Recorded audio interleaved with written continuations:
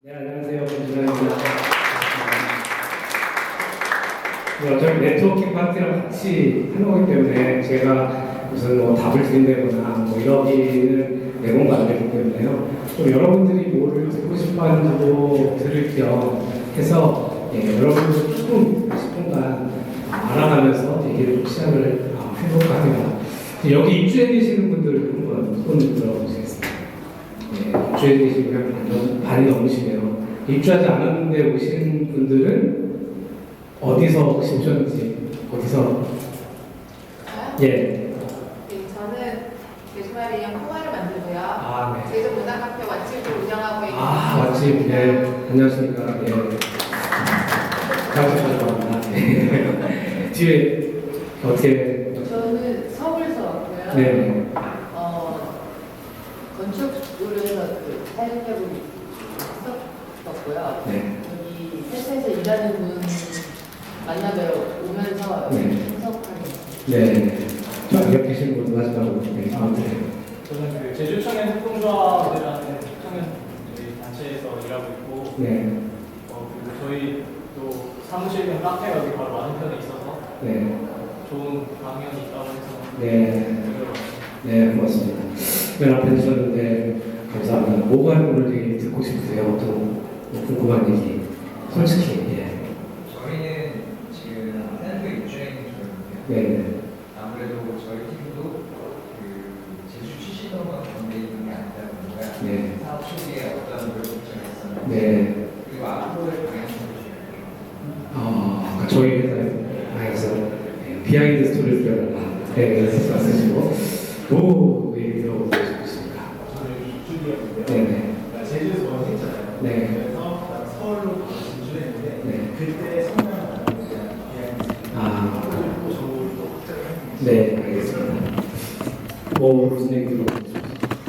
어떻게 해서 이 아이디어 사업을 하시게 됐는지. 네, 알겠습니다. 그리고 저분 어떤 얘기를 들어보고 싶어요? 저희도 어떻게 이렇게 발전을 하시게 되고 네. 시작하시면서 이렇게까지 될 줄 예상을 하셨는지 네.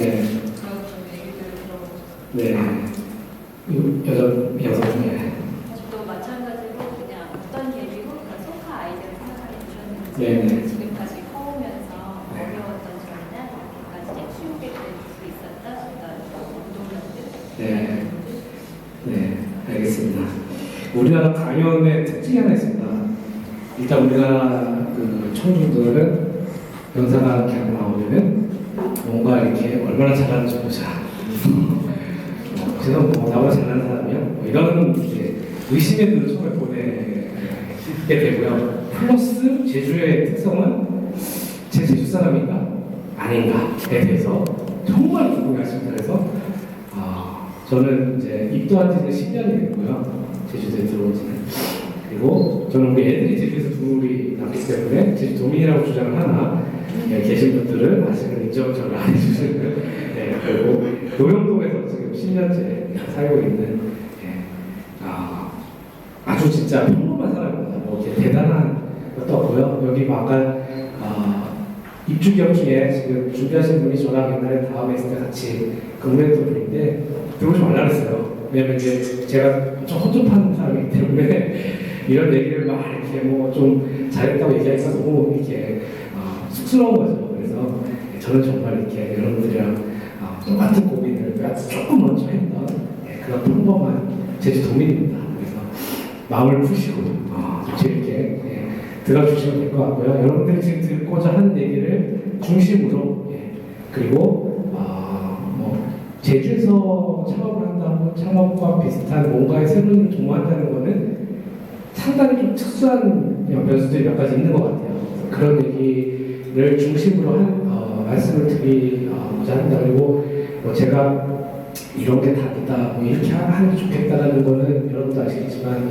할 수도 없는 거고요. 다만 이런 얘기 들으면서 영감을 좀 받으시고 그 다음에 거기서 좀 도전도 받으시고 혹은 또 새로운 리프레시가 될 수 있었으면 이 2시간 동안 아주 유익한 시간이 될 수 있을 거라고 생각을 합니다. 사실은 내가 왜 이 일을 하는가 Y에 대해서 저는 상당히 중요하게 생각하는 사람이고 우리 팀도 항상 그래요. 저는 무슨 일을 할 때마다 사업 계획을 하던 그다음에 뭐 팀의 중요한 의사결정을 하던 왜에 대한 얘기를 상당히 많이 할애를 하는 편입니다. 그래서 우리가 왜 이렇게 고생을 하는 거냐. 맨날 맨땅에 헤딩하면서 뭘 이루고자 뭘 부귀영화를 누리고자 지금 이렇게 고생을 하는 거냐. 우리가 저 멀리 바라보는 비전이 뭐고 도대체 뭐가 불만이어가지고 지금 이렇게 풀어보고자 하느냐 하면 저는 두 가지 숙제를 풀자고 라이프타임 프로젝트를 진행하고 있습니다. 한 가지는 우리가 타고 다니는 차는 하여간에 어딘가에서는 하루에 90%는 서 있다는 거예요. 그죠? 내가 집에 가서 세워놓고 자고 아침에 잠깐 또 이제 창업센터에 와서 또 하루 종일 서 있다가 집에 갈 때 잠깐 쓰고 다 같이 합쳐가지고 시간을 재보면 10%가 안 돼요. 전 세계에 있는 차에 24시간 곱하기 전체 차례 수 나누기 운행 시간 하면 한 8% 정도밖에 안 됩니다. 근데 그럴 수밖에 없죠. 그래서 자기 차를 이용하는 패턴이 그럴 수밖에 없고. 근데 이제 저는 이런 현상은 당연히 그냥 세상에 자연스럽게 받아들이는 현상 중에 하나. 그리고 여기 보이는 이 그림에 차를 싹 드러내고 차를 다 걷어내고 거기 있는 사람만 딱 모아가지고 버스에 태운다 하면 여기 있는 차가 다 사라지고 한 2대 정도에 다 들어갈 수 있습니다. 전 세계에 있는 차의 거의 85% 이상은 혼자 타고 다녀요. 이제 당연하게 우리가 생각하고 있는 이 두 가지를 저는 당연하지 않다고 생각을 하고 이게 뭔가 다른 방법이 있지 않을까? 다르게 접근해 볼 수 있는 여지가 있지 않을까라고 생각하고 이 문제에 대해서 하나씩 문제를 풀어가고자 하는 팀이 소카라는 팀입니다. 자동차가 뭐 20세기 이후에 발명된 가장 유용하고 정말 가치 있는 물건이면 틀림이 없죠. 그렇죠? 정말 좋은 수단이고 정말 많은 가치를 주는 도구죠. 근데 세상이 조금씩 이렇게 변하고 있어요. 아까 그 현상을 다 제쳐두고 그냥 또 다른 사이드로 한번 생각을 해보죠. 그냥 우리 주변에 지금 일어나고 있는 일들, 10년 전에는 없었던 일들이 10년 전에 났습니까? 10년 전에 상상도 못하던 일들이 지금 어마어마하게 이루어지고 있는데 자동차 분야에서 아주 급격한 변화가 일어나고 있어요. 특히 아주 오랜 기간 동안 하드웨어 중심적으로 이루어지는 산업이 급격히 소프트웨어되고 있어요. 그래서 지금 테슬라 같은 차를 보시면 본네트를 열어보면 모터 엔진 하나밖에 없잖아요. 그죠? 그리고 거기서 활동을 하고 로봇 하듯이 차라는 개념이 되게 큰 아이폰처럼 변해가고 있어요. 그래서 그 안에 내가 로그인을 하면 그 사람에 맞는 체형의 그 의자 시스템이나 이 사람이 지금 토요일 아침에 차를 탔으면 이 사람 매주 토요일마다 테스트 치고 가니까 가는 길에 맥도날드 쿠폰을 던져주면 이 사람이 가다가 이걸 먹고 이렇게 가더라. 이 사람은 어떤 음악을 좋아하니까 그 음악을 틀어주고 그 중간중간에 광고도 약간 섞이면서 이 사람이 30대에 피부를 되게 생각하는 남자이기 때문에 그거에 맞는 광고까지 보내주는 그러한 형식의 로그인 기반의 라이프스타일이 변해가고 있는 상황이 아까 그 문제랑 전혀 별개로 그냥 한번 이 트렌드를 보자. 심지어는 무인 자동차가 나왔고 지금 이미 수백만 킬로미터의 주행을 마친 상태입니다. 저 왼쪽에 있는 게 이제 옛날 초기 버전이고요. 자율주행차가 과연 우리나라에 언제 들어올 거냐, 미국에서도 언제 될 것이냐 말이 많죠. 안 될 수도 있겠죠. 근데 여러분들 생각해보세요. 3, 4년 전에 논의됐던 이런 일들이 얼마나 급격하게 빨리빨리 변하고 있는지를 보시면 저는 2020년 이후에 자율주행차가 어떠한 형태로도 우리 삶 속에 아주 깊숙이 들어오기 시작할 거라고 생각을 하고 있습니다. 그래서 뭐 이런저런 그 자율주행차 혹은 자동차의 소프트웨어와 관련된 일들이 어마어마하게 벌어지고 있는 한편 뭐 이 얘기는 뭐 제가 뭐 안 해도 아시겠죠. 여러분들 뭐 결국은 스마트폰 안으로 모든 게 다 들어오는 거잖아요.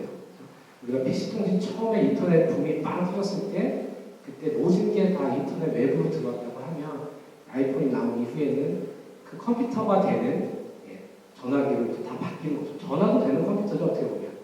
그래서 이렇게 뭐 모바일로 모든 게 들어오는 이런 시대에 그 다음에 저렇게 자율주행까지 되는 이런 시점에서 우리의 이동, 아까 말한 그런 가치와 효용을 주면서도 이용하는 방법이 그대로 머물러 있을 것이냐 하면 저는 그렇지 않다고 생각해요. 그리고 그러한 변화를 지금 우리나라에서 조금 느리긴 하지만 전 세계적으로는 어마어마하게 급변하는 트렌드로 변하고 있는 분야가 바로 이 운송, 수송, 물류 분야입니다. 그리고 제가 그냥 지금 온디맨드 모빌리티 솔루션 혹은 서비스라는 ODMS라는 우리 회사에서는 오디부스라고 부르는데요. 이게 한 4, 5년 전에 제가 그냥 막 지른 얘기인데 슬슬 요즘에 온디맨드가 대세가 되고 있어요. 그래서 제가 저작권을 주장하는 건 아니지만 모빌리티라는 이 이동에 대한 문제가 온디맨드로 되게 많이 변하고 있어요. 그래서 어떻게 보면은 자율주행 자동차와 이런 모바일 기술과 여러 가지 SNS, 소셜 레putation 이런 모든 것들이 다 연결되는 시대에는 우리가 분명히 찾아가거나 직접 운전하거나 주차하지 않아도 지금이랑 다른 방식으로 자동차를 이용할 수 있는 환경으로 변해가고 있다고 생각합니다. 여러분 잘 아시는 우버를 비롯해서 우버 리프트, 우리나라에 이제 온디맨드 모빌리티 솔루션 하면 카카오 택시가 이제 지금 시작하고 있고요. 이러한 현상들이 엄청나게 많이 있는데 이 한 축으로는 우리가 지금 카쉐어링이라는 이 서비스도 그냥 내가 원할 때 필요하면 차를 쓰겠습니다 하고 얘기를 하면 이 창조력이 됐을 때 앞으로 차가 이 근처에 있는 차가 오는 거예요. 내가 차를 타고 저기 어디 시청 앞, 저기 도청 앞에 내리면 그 차가 또 그 근처에 있는 어떤 사람의 주문에 의해서 또 자동적으로 흘러가겠죠. 그렇게 플로팅되고 떠다니는 이동 수단으로 급격하게 더 변할 거라고 생각을 하고 있습니다. 그래서 아까 얘기한 차가 하루에 10%도 움직이지 않고 80% 이상 혼자 타고 다니는 이런 상황에서도 하루아침에 순식간에 어떤 이동에 대한 혁신적이거나 과격한 방식의 변화는 일어나기 되게 힘들죠. 왜냐하면 각각 사정이 다 있어요. 저도 그랬고요. 근데 아까 제가 말씀드린 사람의 움직임을 차로 잘 이동을 못하면 얼마나 삶의 질이 드라마틱하게 변하는지를 영상을 제가 하나 보여드리고서 또 얘기를 할게요. 여러분들은 지금 우리 멀쩡하니까 잘 모르겠지만 제가 이번 주 월요일날 새벽에 엄청나게 큰 교통사고를 당했어요. 자유로에서 차가 섰는데 뒤에서 꽉 맞춰가지고 정말 죽는 줄 알았습니다. 근데 만약에 우리가 눈이 안 보인다. 눈이 안 보이면 이동하기 되게 어렵겠죠. 운전은 아예 할 수가 없겠죠. 그죠? 자, 이런 분들이 상당히 이제 어려운 제가 하고 싶은 거 잘 못하는데도 불구하고 이런 이동의 옵션이 생기면은 얼마나 삶이 편해지고 아주 하고 싶은 일을 자율적으로 독립적으로 할 수 있는지 무인차를 통해서 한번 보여드릴게요.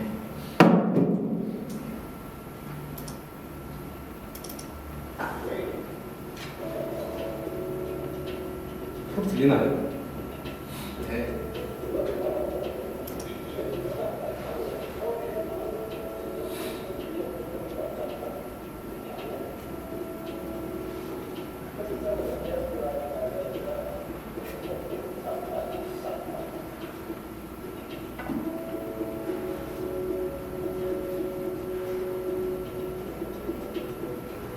이제 자막 좀 잘 보세요 지금.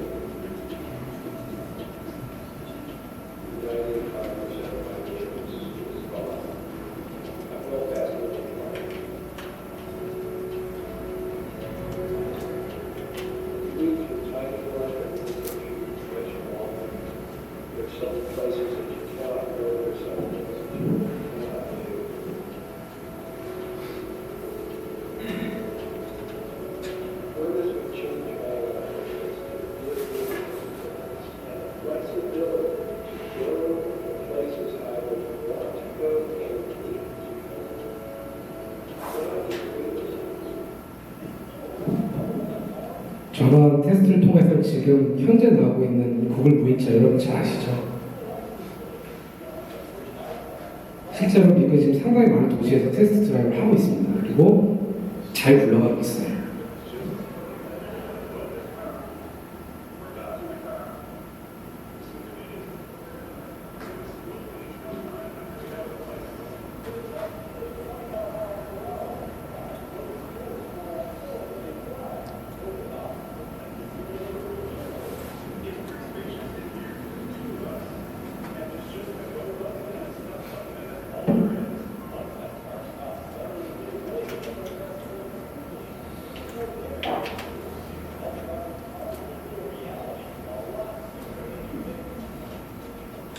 자, 이건 뭐냐면요. 제가 지금 아까 말씀드린 이 현재 이 기술이 먼 얘기가 아니에요. 이미 다 돼 있는 기술이거든요. 이걸 카주얼이나 접목하면 어떤 그림이 나오는지 실제로 이루어지고 있는 현상입니다. 저분이 차를 부르니까 자기 사무실 앞으로 차가 온 거예요.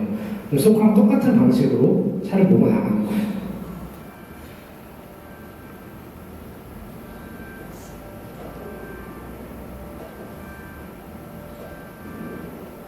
이분이 일 다 마치고 주차장에 오면 그 근처에 있는 차로 주차장으로 가서 대기하고 있다가 또 그 근처에 다른 사람이 차를 부르면 글로 가겠죠.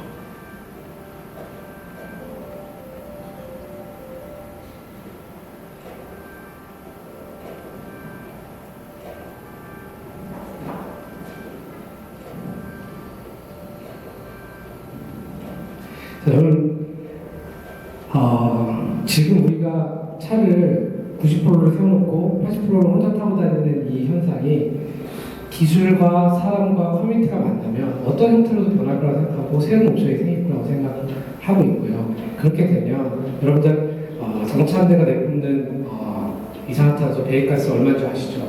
이 주차 문제, 혼자, 그다음에 여러 가지 여러분들이 차를 유지하는 데 필요한 경제적인 지출, 사회적으로 그게 다른 쪽으로 쓰였을 때 줄 수 있는 여러 가지 효용들 다 고려하면 환경적으로, 경제적으로, 사회적으로 저는 충분히 베네핏을 생산할 수 있는 일이라고 생각하고 이 일들을 지금 하나씩 풀어가는 중입니다. 그래서 어마어마하게 장황하게 혹은 멋있게 얘기했으나 이 시작은 사실은 제주에서 제일 불편한 문제가 이 모든 상상력의 시작이었다고 보시면 될 것 같아요. 저한테 두 가지 문제가 있었습니다. 하나는 제가 차가 한 대 있었는데 우리 와이프가 제주에서 애를 출산하면서 애가 조금 이제 1살, 2살 됐을 때 회사에서 되게 급한 중요한 손님이 오거나 다 약속이 돼 있어서 차를 쓸 날이 있는데 그럴 때마다 이게 우연인지 모르겠지만 차를 아침에 딱 나가려고 할 때 갖고 오지 말라는 거예요. 오늘 차 놓고 가. 안 되고 서울에서 손님 오고 회사 중요한 일이야. 애가 아프다는 거예요. 다음에 그래서 병원을 데려가야 되니까 차를 놓고 가라는데 야 애는 택시를 타고 병원을 가지 되지만 나는 이게 일이 있어가지고 차 꼭 써야 된다. 근데 이제 여러분들 보성애가 그때가 거의 피크를 달리기 때문에 그 얘기가 들어오지도 않고요. 네, 제 와이프가 좀 무서워요. 그래가지고 막 싸우죠. 막 아침에 수도 없이 싸우고 더럽게 치사한 내가 차 산다 이래가지고 많이 싸웠어요. 차 한 대 때문에. 근데 그때 차 연락 많이 쓰는 건 아니에요. 셔틀버스 타고 회사 다녔고요. 꼭 그렇게 중요한 때 쫑이 나거나 주말에 자꾸 그렇게 쫑이 나고 그래서 차를 자꾸 이렇게 쫑이 나다 보니까 한 대 더 사야지 하고 있는 이 찰나에 제가 원래 재무 출신이에요.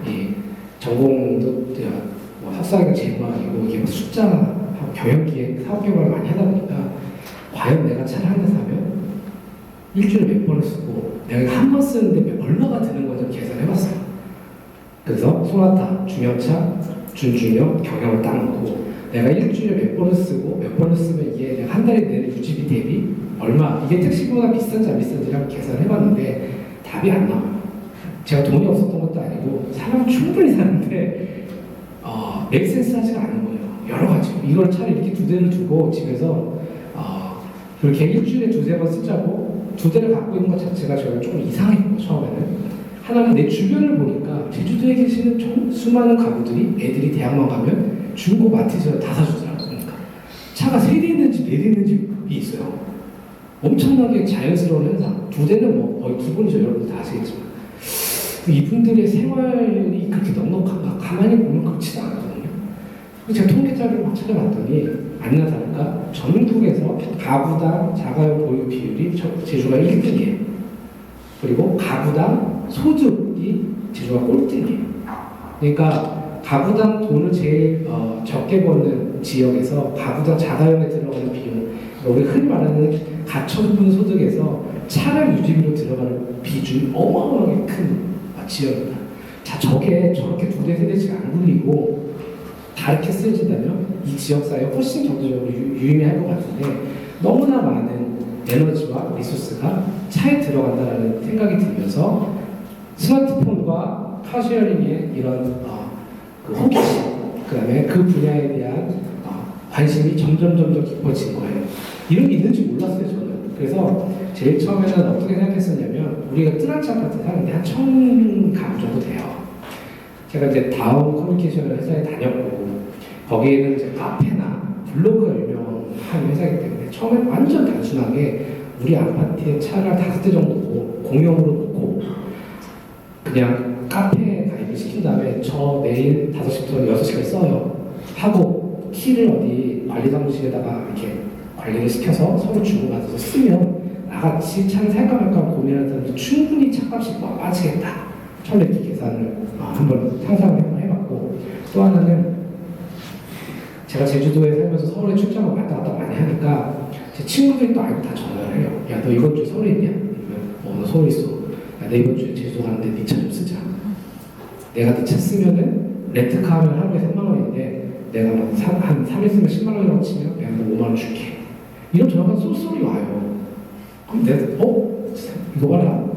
내가 차 하나 사가지고 공항에 두고 내가 출장 갈 때 거기다 두고 키만 어떻게 잘 해결을 하면 애들이 오거나 애가 확인이 되는 사람 믿을 수 있는 사람한테만 키를 줘도 내가 출장 갈 동안에 이걸 돌려가지고 차값을 뽑겠다. 이제 타고 싶은 차를 사겠다. 이런 생각을 이제 한 거죠. 그래서 계속 이제 제가 원래 어렸을 때부터 막 이렇게 뭐 장사 회사도 신사업 개발 이런 거에 엄청나게 관심이 있다 보니까 계속 이제 꽂힌 거죠. 계속 하나씩 보니까 제일 문제가 되는 게 이제 키 같은 거야. 왜냐면 그 키를 없다가 우리가 우체통에 숨겨놓을 수도 없고 어디 뭐 하수통에다가 넣고 여기다가 어디 하자고 할 수도 없고 이게 해결이 안 돼. 일단 딴 거는 어떻게 카페나 이런 걸로 다 할 수 있을 것 같은데 이게 안 되는 거야. 그러는 찰나에 스마트폰이 나오고 그리고 이 스마트폰 안에 결제, 위치, 지도, 소셜 레피테이션 모든 게 들어가는 걸 보는 순간 아싸 이거다.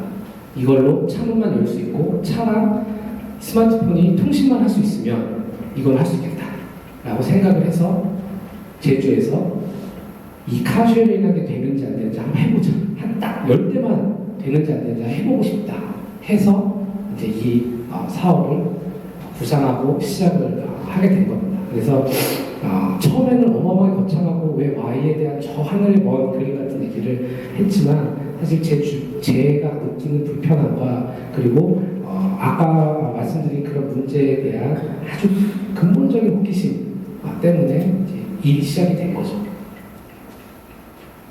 제주에서 창업하는 게 장점이 있고 단점이 있는데 이 카쉐어링만 놓고 보면은 일단 이 동네 바닥은 대충 다 알아요. 저도 여기서 고등학교, 중학교, 대학교 나온 게 아니지만 이 주변을 보면은 무슨 사고가 터지면 갸이 어디겠냐 하면 한 2달이 걸치면 대충 어느 집인지 다 아는 동네입니다.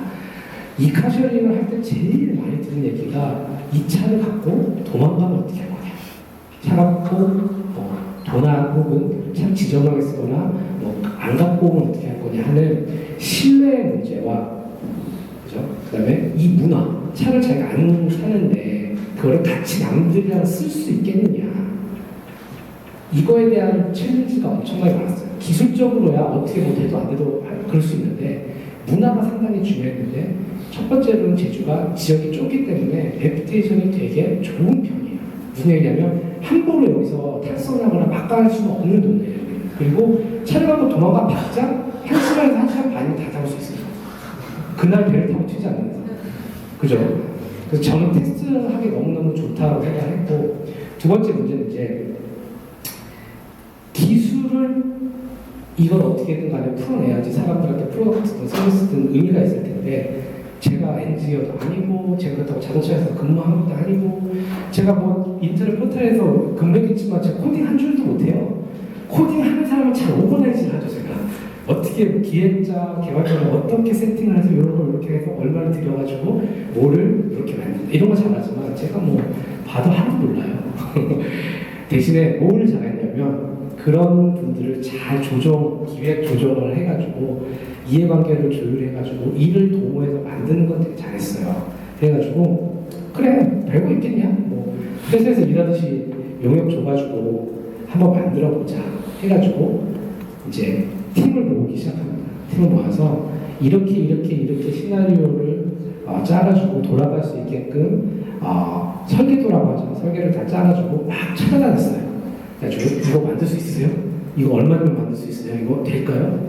해가지고 막 그냥 몇 달에 헤딩을 하면서 시작한 게 최초에 우리 차에 넣었던 우리 통신 장비예요. 쉽게 생각하면 이 자동차 안에다가요 인터넷 통신이 되는 컴퓨터를 저희가 심는다고 생각하시면 돼요. 그래서 그 컴퓨터를 심어놓으면 이 컴퓨터가 우리 스마트폰이랑 통신을 해가지고 예약 정보, 문을 열어라 닫아라, 언제 어디까지는 이 사람만 문을 열어줘라, 차가 어떤 지금 과속 몇 킬로 가는 모든 정보의 OBD 정보를 우리 쪽에 간제히 알려라, 이런 것들을 하는 컴퓨터를 개발을 한 거예요. 잘 됐겠습니까 개발이? 개발이죠 처음에 완전히. 제일 큰 문제가요 전원이 엄청나게 잡아먹는 거예요. 이게 상시 전원이 아니잖아요 자동차가. 그러니까 우리가 만든 컴퓨터 꽂아놓고 시동 안 걸고 이틀만 있으면 다 방전되는 거예요. 근데 우리가 차, 이 뒤에도 어마어마한 무역절이 있고 좀 이따 Q&A 말씀드리겠지만 차를 이미 다 사놓고 그렇게 막 진행을 하고 있는데 한 10대 깔아놨어요 제주시에. 근데 가서 꽂아보니 이틀이면 다 방전되는 거예요. 정말 귀중한 고객을 발굴을 해서 이 사람이 회원가입까지 해가지고, 회원가입하기도 얼마나 힘든데 우리는 개인정보 중에서도 최상위 난도의 운전면허 정보 다 넣어라, 결제카드 등록해라, 여기까지 가려고 하는 거는 거의 우리한테 그냥 다 포기했다는 거거든요. 이걸 꼭 쓰겠다는 이런 귀중한 손님들이 겨우 예약을 해서 딱 왔는데 문이 안 열려요. 방전이 됐거든요. 미치는 거죠. 이거는 도저히 이 비즈니스를 해나갈 수가 없는 거예요. 그래서 첫째, 다시 개발을 해야 되는데 그냥 손 놓고 다시 개발할 때까지 기다리는 팀이 있는가 하면 우리는 그런 팀이 아니에요. 우리는 어마어마한 이 노가다 스타트업이기 때문에 우리 아침에 출근하기 전에 모든 사람이 구역을 나눠가지고 차를 한 바퀴씩 다 시동을 걸고, 저 같은 경우에는 연동, 노영동에 차를 하나씩 쫙 시동을 걸면 마지막에 돌아오면서 하나씩 쭉 끄면 이 차가 1시간 정도는 시동이 걸려있기 때문에 또 충전이 된 거예요. 이렇게 그냥 수작업으로 처음에 돌리면서 이 비즈니스가 되는지 안 되는지 본 거죠. 보면서 계속해서 한쪽으로는 기술 개발을 계속 하는 거예요. 근데 이게 진짜 될까? 진짜 이걸 쓰는 사람이 있을까? 이런 고민을 어마어마하게 많이 했는데 다행히 갑자기 제주대학교에 놓은 차 한 대가 예약이 막 들어오기 시작하면서 전화가 와요. 차가 계속 예약이 안 된다. 그래서 차를 더 가져오면 안 되겠냐? 이거 봐라. 한 대 더 갖다 놨어요. 예약이 안 돼요. 5대, 10대까지 갖다 놨는데 예약이 하루 종일 꽉 차는 거예요.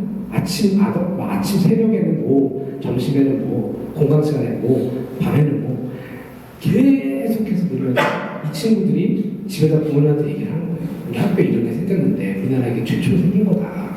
근데 진짜 편하고 좋다. 용돈 좀 줘라. 이거 써야 된다. 엄마 잘 쓸 테니까 이걸 쓰자. 그러면서 부모님들이 이 얘기 듣더니 우리가 그 사이에는 연동에 있는 한화 아파트부터 시작해가지고 이편에서 엄청 갔죠. 우리 아파트부터 차 한 대만 좀 지정면을 주십시오. 주차장을 여기다 놓고 같이 쓰시면 진짜 좋습니다. 관리사무소에다 백날을 얘기해도 해결이 안 돼요. 이거는 입주민 대표한테 가면은 이거는 관리사무소에 얘기가 결정 못한다. 니네 특혜다. 이거 사고 나면 어떻게 할래? 아무것도 안 풀리는 상황에서 부모님들이 그걸 알더니 관리사무소 얘기를 하는 거예요.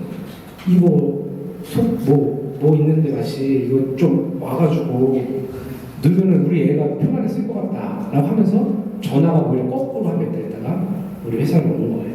우리 아파트에 카쉐이로 왔으면 좋겠다. 그래서 한 아파트 한 지역씩 카쉐이링 주차장이 넓어지면서 제주시에 20개, 30개의 소카동이 생기면서 50대, 60대가 운영이 되게 되는 거죠. 그래서 조금만 잘 설계를 하고 사람들이 불편한 걸 개선하면 앞으로 5년, 10년 후에는 이 방식으로 이동에 새로운 옵션을 줄 수 있겠다라는 생각을 한 거죠. 그리고 뭐 얘기하면 참 길지만 뭐 어마어마한 규제, 터세, 뭐 겐세이, 뭐 그다음에 뭐 벤단 뭐 장난 아니에요. 네, 아니고요. 아마 이런 것들을 다 알았으면 저는 절대 창업을 하지 않았을 겁니다. 무식했기 때문에 뭐 되겠지 뭐 이러면서 그냥 갔는데 일단 뭐 규제와 법이 80년대 혹은 70년대에 머물러 있어요. 그 당시에 우리나라 처음 렌트카 생길 때 생긴 법 이후에 한 번도 개정되지 않았습니다. 그때는 차를 그렇게 렌트카 영업소에 와서 빌리는 거 외에는 상상할 수 없는 시대잖아요. 그래서 렌터카 영업소에서만 차를 빌릴 수 있지 이렇게 무인으로 주차장에서 누가 아무나 차를 빌려서 유상으로 영업을 하면 안 되게끔 일단 법이 되어 있고요. 그거 외에도 차가 100대 이상 있어야 된다든지 그 다음에 뭐 원래는 개인차를 제가 지금 카쉐를 하려고 한 거잖아요. 개인차는 또 돈 받고 유상 운송이 안 돼요. 그래서 처음에 하려고 했던 P2P 카쉐링이 안 된다든지 어마어마한 이제 난관들에 이제 부딪혔었는데 뭐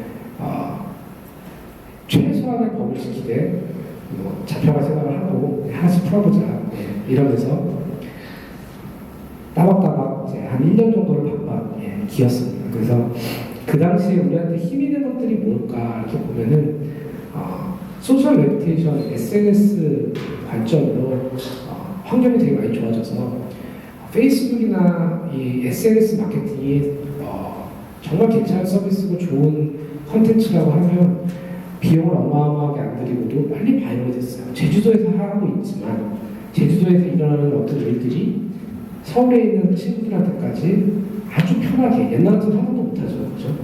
90년대 2000년대 쪼였으면 제주도에서 그런 비즈니스를 하기 되게 힘들었을 텐데 SNS를 기반으로 해서 사람들이 제주에 대한 호기심이 많은 거와 맞물려서 파급력이 되게 빨리 높아졌고 그 다음에 상업적으로 전 세계에서 카쉐링을 제일 빨리 많이 했다라고 하는 기업의 집카가 그 당시에 상장을 했어요, 미국에서. 그래서 비즈니스 모델이 막 검증을 받으면서 스마트폰 이후에 급속히 이제 성장을 하고 있었습니다. 시간이 없어서 많이 얘기 못하겠지만 제가 원래 그 금융 기업 뭐라 해야 되나 인베스트먼트 뱅크가 투자은행 출신이에요. 그래서 회사의 기업 금융에 관련된 일들을 이제 많이 했는데 제주항공이 2006년 제가 제주도에 왔을 때 생겼어요. 여러분들 기억하실지 모르지만 왼쪽에 있는 저 프로펠러 비행기가 처음에 4대인가 들어왔고 우리나라에 저가 항공이 된다고 하는 사람은 아무도 없어요. 다 망할 거라고. 저 프로펠러 비행기는 타면은 추락한다. 저거 잘못하면 안 된다. 안 듣는 사람이 19에서 카쉐링이랑 똑같아요. 제주도에서 뭘 해가지고 뭘 말도 안 된다. 그리고 전 저 비행기 타고 출근을 많이 했습니다. 저는 10년을 살았지만 반은 서울 반은 제주를 산 인생을 지금 10년째 하고 있는데 좀 싸요. 싸가지고 이제 저걸 타면 제가 제트기 날아가는 고도보다 한 2-3,000m 낮아요. 그러니까 구름이 걸리는 그런 그 상공을 날아가는데 엄청 거의 죽음을 각오하고 이제 사람들한테 그냥 듣고 가죠. 저는 이 제주항공이 지금 우리 제주도에 1년에 1,500만, 2,000만 이제 곧 입도객이 오는데 이 컨텐츠와 이 수요를 바꾼 장본인 좀 저가항공이라고 생각을 해요. 그리고 뭐 제주항공 진행은 몇 가지가 있지만 제주항공은 제가 그 광고하려고 하는 게 아니라 보시면 아무도 사람들이 안 된다고 했지만 이 어떻게 보면 척박한 환경에서 본인들이 생각하는 비전을 가지고 아마 제주항공이 올해 11월인가 12월에 상장할 거예요. 제주도에서 아마 코스피로 상장하는 첫 회사가 될 거예요. 본사. 제가 타이틀을 얘네한테 뺏겼는데 저희는 해외 상장을 하려고 생각하고 있습니다. 제주 최초의 상장. 그래서 제주도에서 창업해서 뭘 하겠다라고 했을 때 많은 분들이 시장이 작다. 우리나라 자체가 작은데 제주는 전국의 1%밖에 안 되는 경제권이다. 혹은 제주에서 하면 물류비 좀 비싸고 사람도 없고 뭐 등등등 안 된다는 게 많지만 여러분 가만히 보면 우리나라에서 혁신적인 과거 5년 동안 혁신적인 컨텐츠나 혁신적인 비즈니스 아이템 중에 제주 올레부터 시작해서요. 제주항공 소파가 들어갈지 안 들어갈지 모르겠지만 경제 규모와 사람의 그 숫자로 치면은 나올 수가 없는 확률로 많이 나오고 있어요. 이 제주라는 특이한 어떤 그 콘텐츠와 그 환경 중에서 비즈니스로 아이템으로 엿볼 수 있는 것들은 저는 충분히 많다고 생각하고 그 한 사례가 10년 동안 이뤄온 제주항공의 성장도 그 한 예라고 생각을 하고 있어요. 그래서 뭐 이제 우여곡절 끝에 뭐 이렇게 해가지고 맨땅에 헤딩하면서 이런 말도 안 되는 짓을 했죠. 제가 지금 제일 가슴 아픈 게 이겁니다. 제가 직원들한테 시켰던 마케팅 중에서 많은 게 진짜 제가 너무 무리했다 싶었지만 저 아름다운 친구도 결혼도 해야 되는데 이런 걸 시켜가지고 누가 제일 못생겼냐 이게 저예요. 그래서 막 별짓을 다 했죠. 뭐 저희를 처음부터 아시는 분들 알겠지만 정말 몸으로 때우는 노가다 마케팅들을 많이 했습니다. 그래서 이렇게 서서히 제주도에서 그 비즈니스가 워킹할 수 있다, 돈을 벌 수 있다가 아니라 그리고 이 회사가 지속 가능하다는 수준은 아니고 이렇게 해서 차를 같이 나눠 쓸 수 있다. 이게 지금 24시간의 패턴이에요. 저는 카시어링이 한 대가 정말 많이 턴오버가 일어나면 2번에서 3번이 맥스라고 생각했어요. 이 비즈니스 처음 시작할 때. 오후 중에 한 번 누가 쓰고 저녁쯤에 누가 한 번 쓰고 밤에 데이트할 때 한 번 정도 쓰면 이거 진짜 맥스가 아닐까? 이거보다 더 많이 쓸 수는 절대 없다 라고 생각하고 막 생각했겠죠. 제주대학교에서 하루에 턴오버 11번, 12번도 나오고요. 부산 해양대학교 이런 데 15번까지 나왔어요. 제가 신기해가지고 뻥치지 말라고 다시 보자고 봤는데 진짜 30분, 1시간 단위로 계속 촘촘히 사람들이 나와서 타는 거예요. 그래서 이 비즈니스 아까 얘기한 그 어마어마한 저 하늘의 별 같은 얘기를 가기 위한 하나하나의 격파물들은 시도해볼 수 있겠다, 가볼 수 있겠다 라고 생각했고 거기에서 저의 가장 큰 고민과 가장 큰 고통과 아픔은 어디서 왔냐? 바로 확장입니다. 확장. 무슨 얘기냐면 그 앞단계에 어떤 비즈니스 모델이 워킹할 수 있다라고까지 생각을 하고 나면 둘 중에 하나예요. 거기서 정말 디테일까지 완벽하게 해가지고 그 안에서 조그맣게 잘 먹고 살 수 있게끔 하는 방식이 하나가 있고 하나는 스케일빌티를 한번 만드는 건데 그 얘기는 뭐냐면 일부 비즈니스에서는 규모의 경제가 이루어져야만 지속 가능성이 이루어지는 비즈니스가 분명히 있죠. 이 비즈니스도 상당히 자본 집약적인 산업이고 그 다음에 100대 가지고 아무리 잘 돼봤자 그 다음에 확산 그 다음에 이게 의미 있는 일을 했다고 하기에는 부족한 면이 되게 많아요. 그렇다고 얘를 돈도 없고 아무것도 없는 애들이 갑자기 서울 가가지고 1,200대를 하겠다고 하는 것도 보통 일이 아니죠.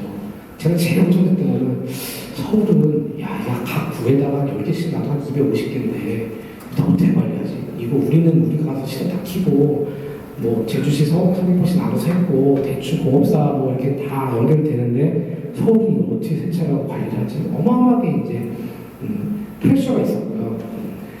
그리고 과연 할 수 있을까? 우리 팀이 다 뭐 서울 다 제주 출신이에요. 제주대학교 우리 완전 우리 팀장 지금도 한 50%가 다 제주대학교인데 서울에 갔더니 얘네들이 홍대가 강남인지 강북인지 몰라 일단. 그러면서 비행기 타고 쭉 내려가는데 63 빌딩을 보면서 여기가 서울인지를 일단 모르는 거예요. 이게 인식이 안 되고 터널 그 내부 순환도로에 있는 터널을 쫙 가는데 되게 길어요. 거기가 그 홍릉 거기 지나가지고 가는데 막 애들이 와 이러고 생각해보니까 제주에 터널이 하나도 없어. 하나도 없고 가변차로 애들이 이게 뭐냐는 거야. 그래서 이게 여기 X는 이게 바뀌어 한 차로가 이쪽이 좀 바뀐다 했더니 막 난리가. 이런 애들을 데리고 내가 서울에서 노후에 문제가 있으니까 하면 얘가 갈 수 있을까? 참고로 우리 지금 운영관리팀장 서울 경기에 1,200대가 있거든요. 제주 처음에 아까 말한 홍대 강남이 강북에서 모르는 분이 지금은 서울시에 있는 골목골목을 다 뺀쳐고 계시죠. 다 외웠죠. 어떻게 보면. 그렇게 처음에 고민이 많았어요. 하지만 저는 두 가지가 결심에 어떻게 보면 제일 큰 영향을 미쳤는데 하나는 이 비즈니스 내가 해가지고 무슨 부귀영화를 누리겠다고 하는 게 아니라 아까 얘기한 그 두 가지 문제를 진짜 풀었다고 얘기를 하려면 이거는 서울에서 똑같이 돌아가는 문화를 만들 수 있어야 된다라는 생각이 있었고 그렇게 해야만 이 비즈니스 더 확장이 되고 확장이 되면 될수록 아까 얘기한 대로 도로 위에 자동차 주면서 의미 있는 비즈니스로 귀결될 수밖에 없기 때문에 어떻게든지 한번 만들어보자 해가지고 서울시에 있는 나눔가 그러니까 카시어링 사업자 선정에 저희가 응모를 하게 되고요. 여기에 이제 들어가는 그 어떻게 보면은 경쟁 업체들이 어마어마했습니다. 그래서 KT 대기업, 그다음에 코레일 공기업, 그다음에 뭐 시티카 LG 난리도 아니었죠. 그래서 저희가 이거 낼 때 저희한테 돈 꿔주신 투자자가 뭐라고 했냐면 니네가 서울시 사업자가 되면 내가 장을 지진다. 원래 돈 꿔준 분이 그랬어요. 우리 망하면 안 되는데 돈 다 뺏기는 분이 이거 하면은 내가 서울 장을 지진다 했고요. 또 웃겠죠 제가 또 그래가지고 이 모든 그 비즈니스 모델에 몇 가지 핵심이 있는데 이 비즈니스는 세 가지로 이루어진다. 하나는 IT 신기술이다. 새로운 IT 기술이 접목된 사업, 신기술 사업인데 한쪽으로는 파이낸스가 엄청 중요하다. 어떻게 하면 차량을 구해서 잘 운영을 해가지고 일들을 만드냐. 그리고 하나는 노가다다.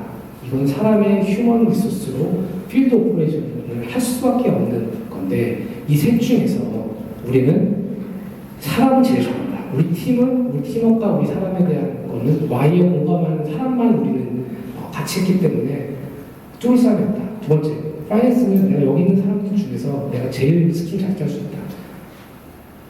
IT 신기술? 여기는 우리 애들이 다 포탈 출신이고 여기 다 개발자들인데 여기 중에서 사실 실질적으로 보면 이 사람들의 허울은 좋지만 진정성 우리가 제일 해가지고 제안서를 저희가 어마어마하게 열심히 썼어요. 진짜 이것도 안 돼도 좋으니까 우리가 하고 싶은 아이디어를 다 쏟아내자 해가지고 제안서를 한 200~300페이지를 써가지고 서울시에 냈더니 나중에 알고 봤더니 여기 계신 분들은 카시어링 사업을 우리가 알면 누가 하냐. 어떤 사람이 와가지고 적자나는 차를 1~200대씩 넣고 서울시에서 해달라는 걸 해줄 수 있겠냐 하고 그냥 우리 며칠밤을 샜거든요.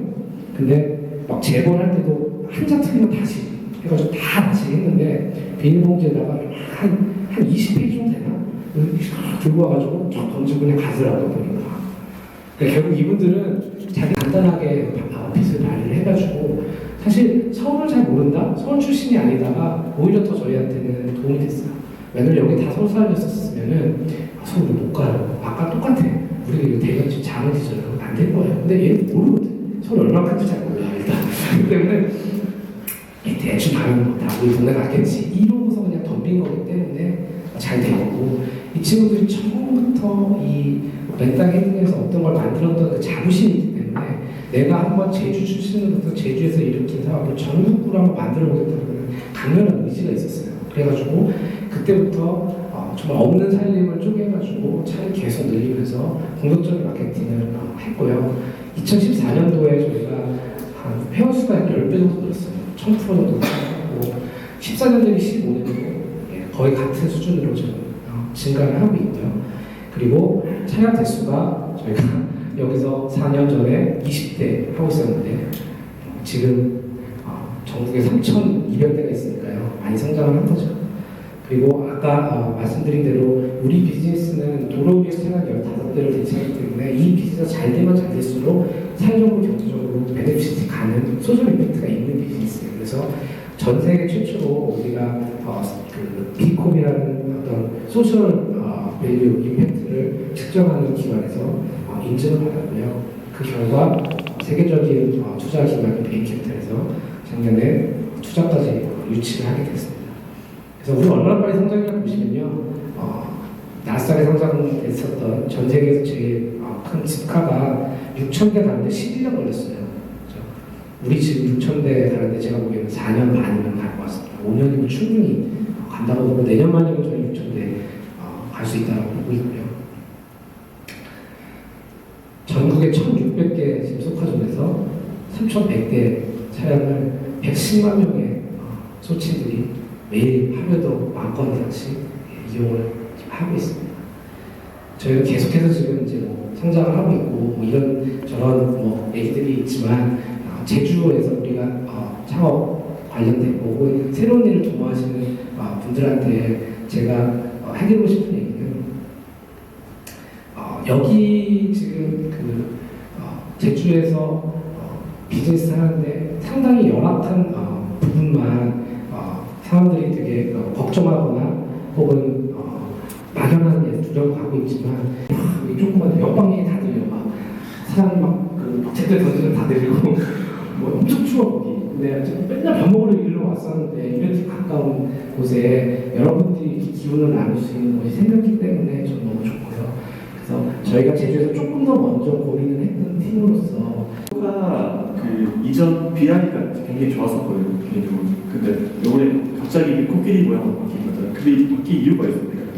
저희가 이제 사실은 B2C 카주얼링만 쉐어링도 있고 좀 있으면은 온디맨드 라이드 쉐어링도 생길 거고 좀 있으면 B2B 카주얼링도 생길 거고 좀 있으면은 우버 같은 뭐 이런 것도 생길 건데 이 구분이 좀 필요한 거죠. 그러다 보니 우리 B2C 카주얼링은 약간 플라잉, 조이풀 플라잉으로 해서 아주 즐거운 어떤 비행에서 코끼리가 날아가는 걸로 바꿨고요. 그 다음에 이제 우리 라이드 쉐어링이나 카풀 쪽은 그거에 맞는 이제 걸로 정리를 하다 보니까 그 BI가 정리가 된 상황입니다. 엄청나게 디테일한 부분을 하시네요. 다시 이제 제대로 갖다 놔야 되는데 그걸 이제 어떤 식으로 풀어냈는지 정말 여러분들이 깜짝 놀라실 겁니다.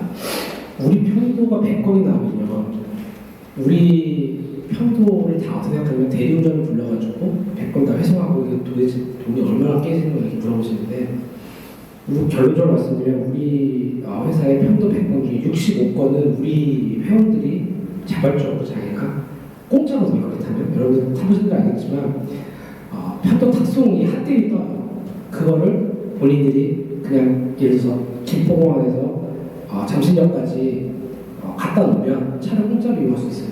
그렇게 해서 65%가 공짜로 갖다 놔요. 그 얘기 뭐냐면 우리는 처음부터 이거를 커뮤니티라고 생각했어요. 우리 옛날에 PC통신에 있는 방장의 개념으로 생각했지 회사 고객으로 생각한 게 아니라 이분들이 커뮤니티를 잘 이룰 수 있게끔 잘 관리해주는 어떤 그 정도의 스텝이라고 생각했지 그리고 그거가 결국은 우리가 갖고 있는 최고의 경쟁력이라고 생각해요. 무슨 얘기냐면 우리가 현대자동차처럼 잘 만들 건 아니잖아요. 만들 수도 없고 그죠? 그리고 우리가 구글만큼 어떻게 뭐 소프트웨어적으로 자동차, 무인 자동차 이런 거 좀 못한다고 봐요. 그분들 잘하시겠죠. 애플카를 엄청나게 잘 낼 거예요. 마지막에 뭐가 남냐? 이걸 이용하는 사람과 그 커뮤니티는 누가 잘할 수 있냐? 저희가 잘할 수 있다고 생각해요. 이런 기술적인 하드웨어를 가지고 이 커뮤니티랑 붙여가지고 이걸 운영하고 돌리고 이분들이 좋은 경험으로 더 발전시킬 수 있는 이 역할은 우리 DNA에 남아요. 그럼 여기가 우리가 집중해야 되는 부분이기 때문에 그런 편도 탁송이라든지 우리 회원들이 차를 쓰지 않고도 막 활성화될 수 있는 모든 일들을 앞으로 계속 해요. 예를 들어서 우리 서비스 이용하시는 분 중에 장롱 면허 때문에 불안해서 아직도 운전을 못하시는 분 다 면허는 있어요. 근데 다 장롱 면허예요. 이분들의 운전 연수를 우리 회원들끼리 P2P로 시켜줄 수 있으면 이분은 도는 걸 연수해서 물론 법적으로 문제 될 거야. 근데 뭐 또 풀어야죠. 하지만 이분은 아주 믿을 수 있는 사람한테 평가도 좋고 우리 회사가 다 건전하고 인적성 다 하고 있잖아요. 카드점 그래서 편도도 있으면 좋겠다 했는데 편도가 나왔고 그걸 반납을 어떻게 할까 질문하시는 분인데 핫딜이 딱 생겼잖아요.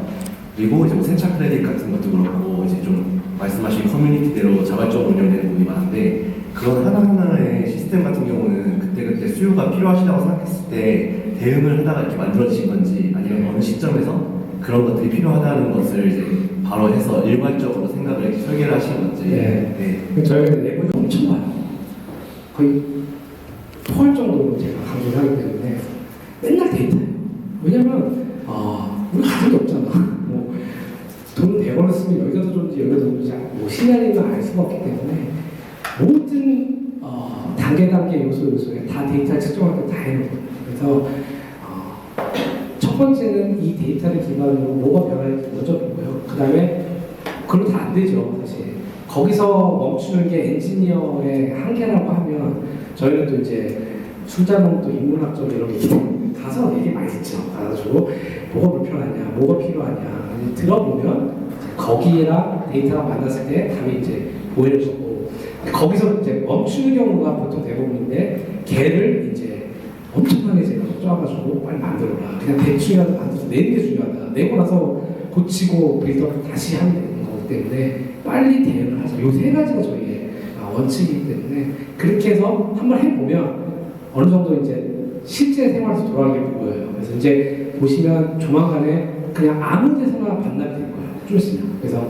우리 속하정이 아니어도 주차가 합법인 지역에만 놓으면 그냥 갈 수 있게끔 하는 게 곧 될 거고 제가 이번에 밴쿠버를 가서 밴쿠버는 우리나라로 치면 한 일산 분당도 안 되는 그런 면적의 도시에 카쉐어링 차량만 3,000대가 넘게 있어요. 택시보다 카쉐어링 차가 더 많아요. 걔네들은 그냥 차가 둥둥둥 떠다닌다고 셀프 드라이브 택시예요. 우리나라도 조만간에 어느 지역이든 간에 세종시가 됐던 제주가 됐던 서울이 될지 모르겠지만 그냥 차가 그냥 이 카쉐어링 차량은 동네 어디든 간에 세워놓고 갈 수 있게끔 그 정도로 되고 나면 아까 말한 무인차가 불륜을 오지 않을까라고 생각하고 있습니다. 해본 적이 있는데 이제 뭐 사고가 날 것 대비해서 뭐 보험이 얼마짜리 하시는 분이 묻잖아요. 그러니까 소카 같은 경우는 그런 거는 뭐 어떻게 하는지 네.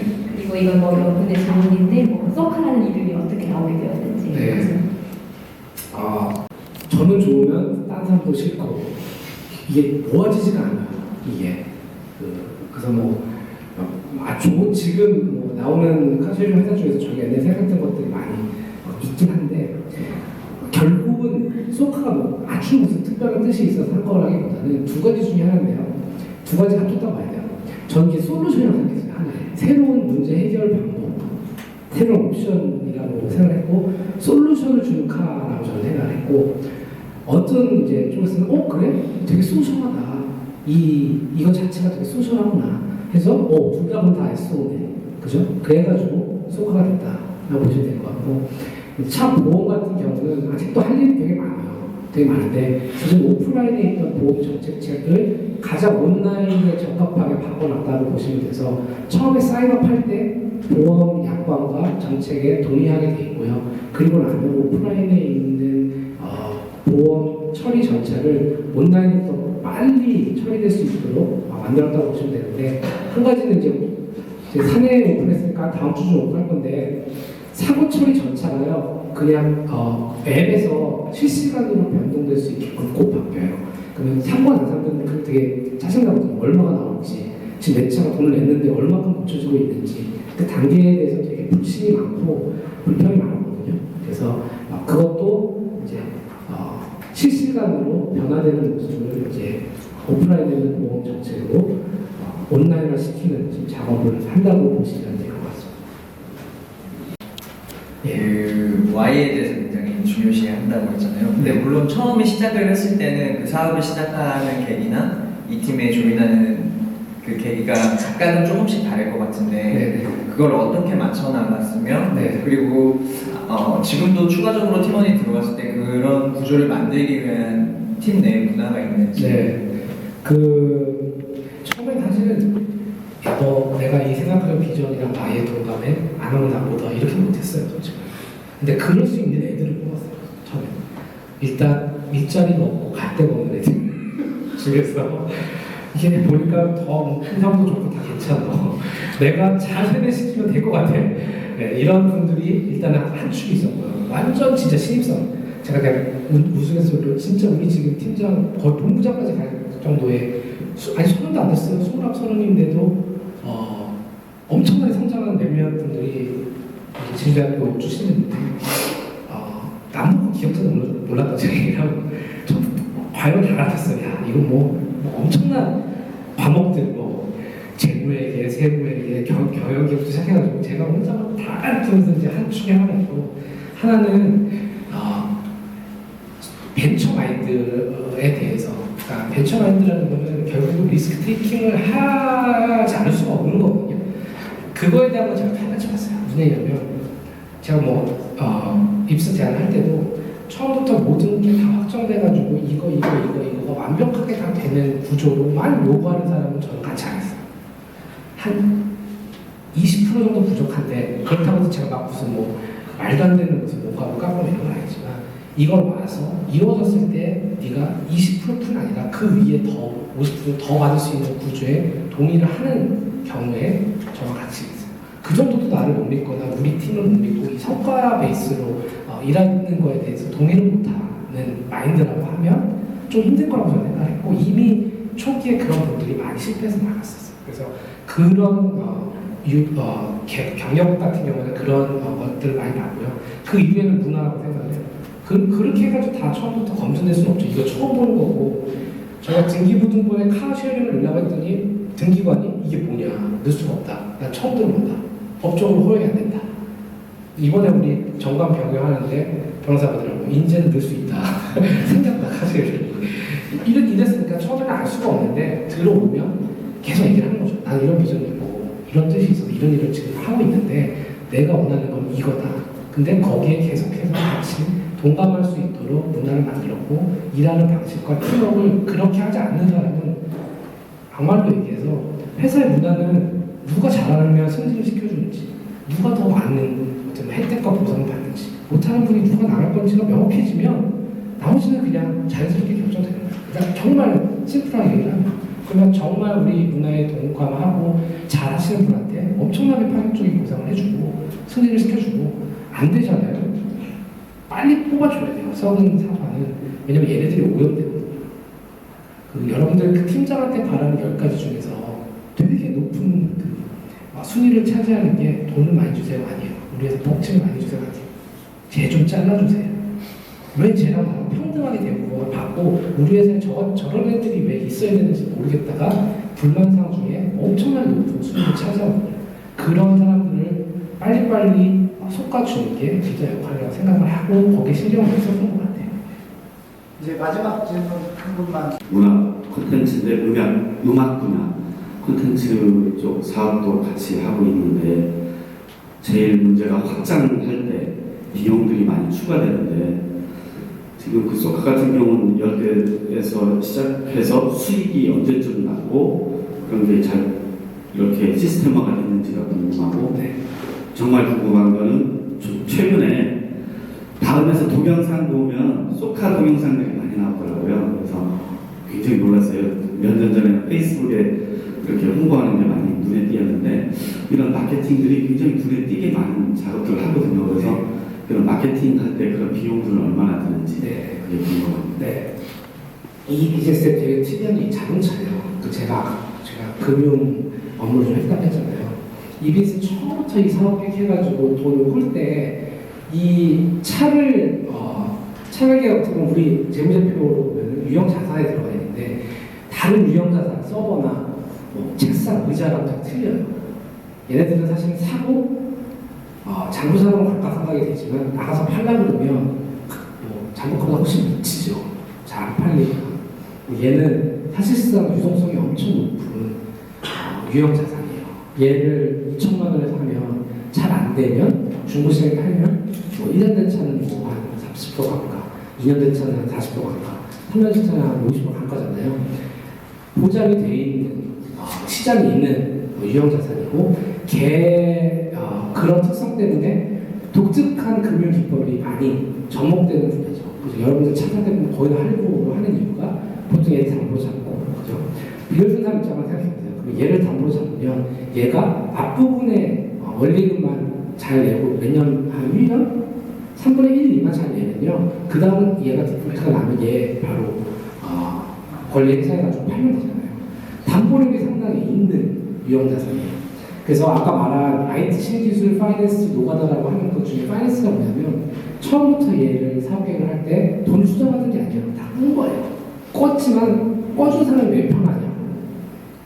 쫙 보면 이제 이 차가 예를 들어서 6천만 원짜리 차면 진짜 싸게 살 수 있는 만큼 최대한 싸게 사요.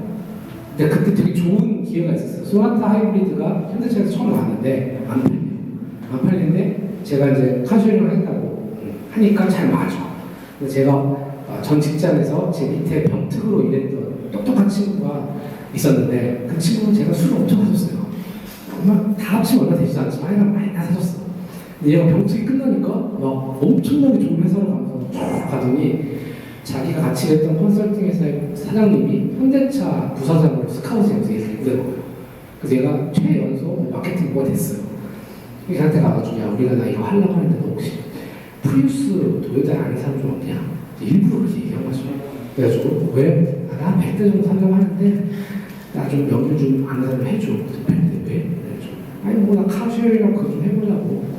갑자기 12시에 확 받았더니 우리 걸 사. 나 30-40분 깎아줄 테니까 이거 어디 가서 얘기하면 안 되는데 차를 엄청 싸게 줄 테니까 우리 거랑 하자 해가지고 이론적으로 얘기하면 3천만 원짜리 차를 예를 2천만 원에 사면요 2년치가 공짜예요. 그렇게 해서 돈을 뿌면 이분 돈을 제가 못 갚으면 이 차 다 팔면 한 요만큼밖에 리스크가 안 났거나 여기가 제주잖아요. 그죠? 제가 그랬죠. 카시언이 20대 돌려가지고 안 되면 80대 내가 렌트카 팔겠다. 가서 연락 영업해가지고 그거 한 쿠팡이라도 하면 뭐 대충 하지 않겠습니까? 이게 사업계획이 이제 말이 되는 위험자산이었던 거고요. 그래서 서울에 갈 때도 되게 어려웠지만 장부 사는 거는 되게 어려운 회사였지만 가능했던 게 제가 이제 뭐 같이 일했던 분들한테 가서 야 100대 살 건데 12년만 꺼줘라. 다 돈 벌어주고 내가 뭐 보증 쓰고 다 깨면 가서 뭐 내 장기 얼마 될지 모르겠지만 가라. 그래가지고 어떻게 보면 우리가 차를 갖다 놓고 그 나오는 그 가동률이 있잖아요. 그걸로만 보면 이 차의 원리금을 꺼주는 사람은 회수가 된다는 걸 금방 계산할 수가 있어서 확장이 좀 쉬워서 지금 제조업을 하신다니까 지금 분야에 잘 아실 거예요. 그죠? 그래서 그게 하나가 있어. 그러면 이제 나머지 판관비와 그죠?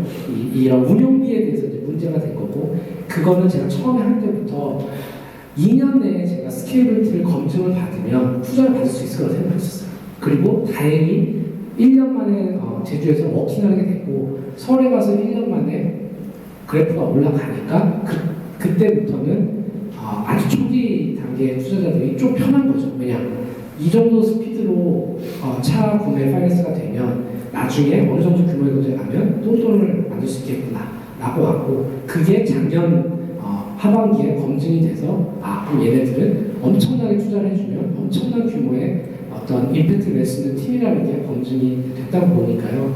그래서 아직도 저희는 전체 캐시플로우 기준으로 모르겠으나 장부상은 적자예요 아직. 근데 그런 그 금융기법과 이 논리로 확장했다라고 보시면 될 것 같고 마케팅은 아까 말씀드렸듯이 완전 데이터 마케팅을 해요. 물론 올해 우리가 TV 광고를 하긴 했지만 그것도 진짜 예산으로 보면요 뭐 배달 쪽에 뭐 5분의 1도 안 쓴 거고요. 저는 이제 경영기획 출신이다 보니까 되게 마케팅 싫어해요. 저는 맨날 제가 뭐 크리에이티브는 절대 건드지 않아요. 뭐 이성용 하겠다 했을 때 전 스무 마음에 안 들었는데 한마디도 안 했어요. 왜냐면 경영기획에서 크리에이티브 건드려서 잘 된 광고가 없거든. 그냥 그건 막 안 봤는데 대신 이건 좀 어느 매체를 쓸 거냐. 여기서 1,000원 들여서 이만큼의 한과가 나는데 예를 들어서 동영상 광고를 해가지고 500원을 들여서 이만큼의 한과가 나는 거에 대해서 검증이 안 되는 거에 대해서는 절대 한 푼도 안 주죠 저는. 그래서 상당히 데이터 기반으로 광고를 책정해서 이렇게 속상부처럼 쏘는 게 아니라 되게 정밀 타겟을 해서 그래서